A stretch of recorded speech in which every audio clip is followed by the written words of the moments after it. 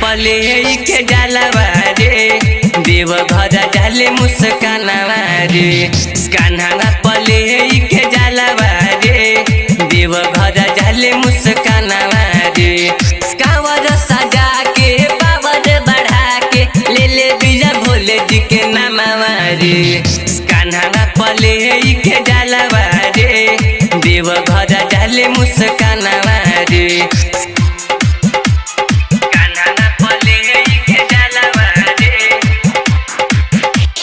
सुल्तानी गज से जलवा उठावेले भोले बाबा के नारा लगले भोले बाबा के नारा लगले सुल्तानी गज से जलवा उठावेले भोले बाबा के नारा लगले जलधारी सावन के समारवा रे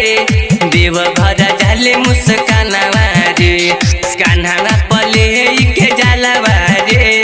देव घर जाले मुस्कानवा रे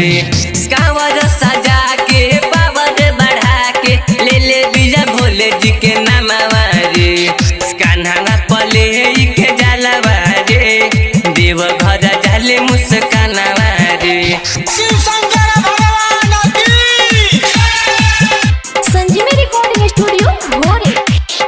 अंकित अकेला देखो जात बड़े साथ में भंगिया धतुरवा सब ले ले बड़े हाथ में भंगिया धतुरवा सब ले ले बड़े हाथ में अंकित अकेला देखो जात बड़े साथ में भंगिया धतुरवा सब ले ले बड़े हाथ में चढ़े जाले सुइया पहाड़वा रे देव घर जाले मुस्कानवा रे कान्हा पले के जलवा रे देव घर जाले मुस्कानवा रे कांवर सजा के पावर बढ़ा के ले ले बिया भोले जी के नामवा रे